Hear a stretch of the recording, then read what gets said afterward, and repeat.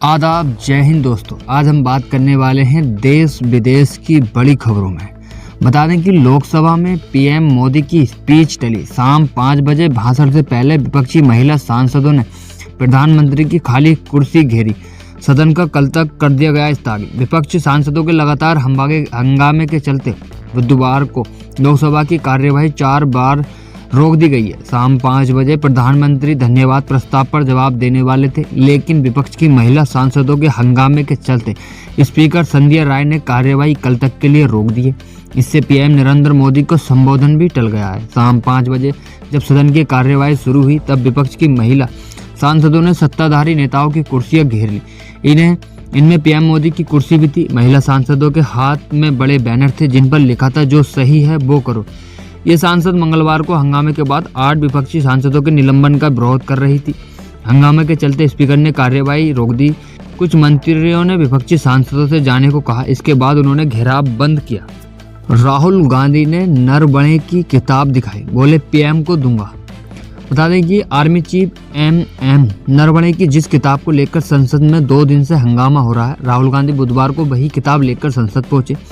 उन्होंने कहा कि अगर आज पीएम आए तो उन्हें यह किताब दूंगा। राहुल ने किताब का वह पेज खोलकर दिखाया जिसमें लिखा है कि प्रधानमंत्री ने आर्मी चीफ से कहा था, जो उचित समझो वह करो। राहुल ने कहा कि सरकार और रक्षा मंत्री कह रहे हैं कि किताब का अस्तित्व नहीं है, देखिए यह रहा किताब। राहुल ने कहा कि मुझे नहीं लगता कि प्रधानमंत्री आज लोकसभा में आने की हिम्मत करेंगे।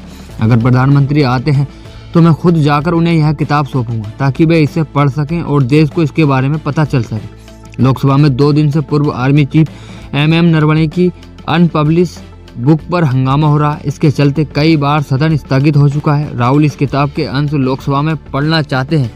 स्पीकर ओम बिरला ने इसकी इजाजत नहीं दी थी। केंद्र से बोला कि वांगचुक की जमानत पर विचार करें, दलीलों के अलावा भी सोची। उनकी तबीयत ठीक नहीं है, जेल में 5 महीने हो गए। सुप्रीम कोर्ट ने बुधवार को केंद्र से पूछा कि क्या सरकार क्लाइमेट एक्टिविस्ट और साइंटिस्ट सोनम वांगचुक की तबीयत को देखते हुए उनकी हिरासत पर फिर से विचार कर सकती है। जस्टिस अरविंद कुमार और पीबी बराले की बेंच ने कहा कि वांगचुक की हेल्थ रिपोर्ट अच्छी नहीं है। कोर्ट ने केंद्र की ओर से पेश हुए एडिशनल सोलिसिटर जनरल के एम नटराज से इस मामले में निर्देश लेने को कहा है। कोर्ट ने कहा कि दलीलों और कानून के बिंदुओं के अलावा कोर्ट के अधिकारी के तौर पर इस पर थोड़ा सोचिए। हिरासत का आदेश 26 सितंबर 2025 को पारित किया गया था। लगभग 5 महीने हो गए। इस पर नटराज ने कहा कि वह यह सुझाव संबंधित अधिकारियों के सामने रखेंगे। दरअसल 24 सितंबर 2025 को लेह में हुई हिंसा भड़काने के आरोप में 26 सितंबर को राष्ट्रीय सुरक्षा अधिनियम एनएसए के तहत 26 वांगचुक को पुलिस ने हिरासत में लिया गया था और तब से वे जोधपुर जेल। एसआईआर पर ममता बनर्जी बोली कि ईसी बंगाल को निशाना बना रहा। सुप्रीम कोर्ट ने बुधवार को पश्चिम बंगाल में स्पेशल इंटेंसिव रिवीजन एसआईआर मामले पर सुनवाई की, जहां राज्य की मुख्यमंत्री ममता बनर्जी अभी वकीलों के साथ मौजूद रहीं। उन्होंने आरोप लगाया कि पश्चिम बंगाल चुनाव आयोग के निशाने पर है। जो काम 2 साल में होना था उसे 3 महीने में करवाया जा रहा है। सुनवाई के बाद सीजीआई सूर्यकांत की बेंच ने कहा कि असली लोग चुनावी सूची में बने रहने चाहिए। ममता की याचिका पर बेंच ने चुनाव आयोग और पश्चिम बंगाल के मुख्य चुनाव अधिकारी से 9 फरवरी तक जवाब मांगा है। सुप्रीम कोर्ट के इतिहास में यह पहला मौका था जब किसी राज्य के मौजूदा मुख्यमंत्री ने कोर्ट में पेश होकर अपनी दलीलें रखी। मुकदमों में आमतौर पर मुख्यमंत्रियों के वकील या सलाहकार ही पेश होते हैं। बता दें कि चुनाव से पहले 2 महीने में ऐसा कुछ करने की कोशिश की जा रही है जो 2 साल पहले होना था। खेतीबाड़ी के मौसम में लोगों को परेशान किया जा रहा। 24 साल बाद इसे 3 महीने में पूरा करने की जल्दबाजी क्यों है? 100 से ज़्यादा लोगों की जान चली गई। एसीआई की प्रताड़ना के चलते बीएलओ की जान जा रही है। ममता बनर्जी की दलीलें। कांग्रेस नेता राहुल गांधी ने बुधवार को 4 फरवरी को केंद्रीय राज्य मंत्री रवनीत सिंह बिट्टू को गद्दार कहा। उन्होंने यह बात दिल्ली में संसद के बाहर मकर द्वार के सामने प्रदर्शन के दौरान कही। प्रदर्शन के दौरान जब बिट्टू सामने से आए तो उन्होंने देखकर राहुल गांधी ने कहा, मेरा ट्रेटर फ्रेंड गद्दार दोस्त आ रहा। इसके बाद राहुल गांधी ने हाथ मिलाने के लिए हाथ बढ़ाया, लेकिन बिट्टू ने हाथ नहीं मिलाया। बिट्टू ने राहुल को कहा कि आप देश के हित के लिए अच्छा नहीं कर रहे, तुम देश के दुश्मन हो।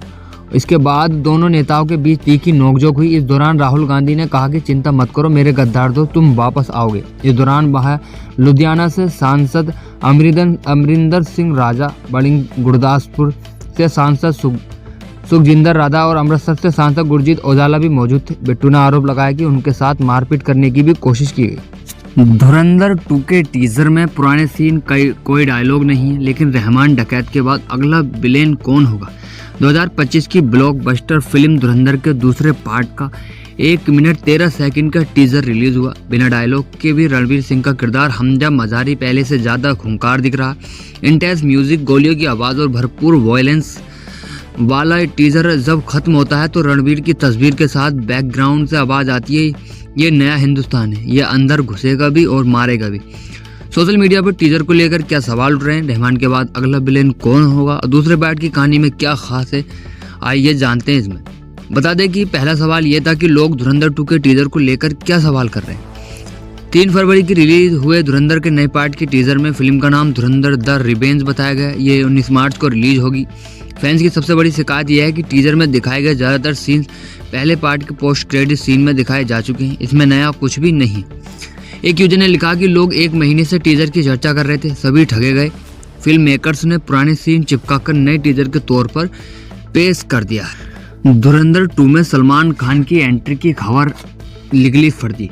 बता दें कि रणवीर सिंह की फिल्म धुरंधर सुपरहिट साबित हुई है। मंगलवार को मेकर्स ने धुरंधर 2 की भी आधिकारिक घोषणा कर दी है। इस बीच सोशल मीडिया पर कुछ तस्वीरें वायरल हैं, जिसके बाद यह अटकलें लगाई जा रही हैं कि सलमान खान भी फिल्म में नजर आ सकते हैं। अब वह बड़े साहब का किरदार निभाएंगे। हालांकि यह दावा पूरी तरह गलत है, वह इसका हिस्सा नहीं होंगे। डीएनए की रिपोर्ट के मुताबिक धुरंधर 2 से जुड़े किरदारों की एक लिस्ट सोशल मीडिया पर वायरल हो रही। इसमें किरदारों के नाम और उन्हें भी निभाने वाले कलाकारों का जिक्र किया गया। इस लिस्ट में मेजर इकबाल, अर्जुन रामपाल और उसके साथियों के नाम भी शामिल हैं। फिल्म में भी मेजर इकबाल कई बार बड़े साहब का जिक्र करता है और उन्हें पर्दे के पीछे से सारी डोरियां हिलाने वाला मास्टरमाइंड बताता है, जिसे ISI और माफिया का सबसे बड़ा बॉस माना जाता है।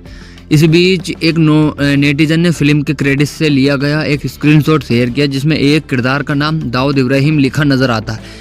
इस भूमिका को अभिनेता दानिश इकबाल निभाते हुए नजर आ सकते हैं।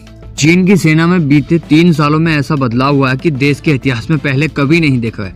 2023 की शुरुआत में चीन के पास कम से कम 30 जनरल और एडमिरल थे, जो अलग अलग खास विभागों और थिएटर कमांड की कमान संभाल रहे थे। इनमें से लगभग सभी को या तो बाहर कर दिया गया या वे अचानक गायब हो गए। न्यूयॉर्क टाइम्स की जांच में केवल 7 ऐसे जनरल मिले हैं जो अभी भी एक्टिव नजर आते हैं। कई आधिकारिक सार्वजनिक रूप से दिखना ही बंद हो गए। आधुनिक चीन के इतिहास में इतनी बड़ी उथल पुथल पहले कभी नहीं देखी। इन सफाइयों की वजह से दुनिया की सबसे बड़ी सेना के शीर्ष स्तर पर पक्ष का बड़ा खालीपन पैदा हो गया है। अमेरिकी खुफिया एजेंसियों के एक्सपर्ट्स का मानना है कि शी जिनपिंग जरूरत से ज़्यादा शक करने लगे हैं। 2016 में भी जिनपिंग ने चीन की पूरी तरह से सैन्य व्यवस्था बदल दी थी। पहले चीन की सेना 7 मिलिट्री रीजन में बटी थी। शी जिनपिंग ने इसे खत्म करके देश को 5 थिएटर कमांड में बांटा, ताकि अलग अलग मोर्चों पर तेजी से फैसला लिया जा सके। सेना, नौसेना, वायुसेना और मिसाइल फोर्स मिलकर काम करें और जंग स्थिति में एक कमांड एक जिम्मेदारी तय करें।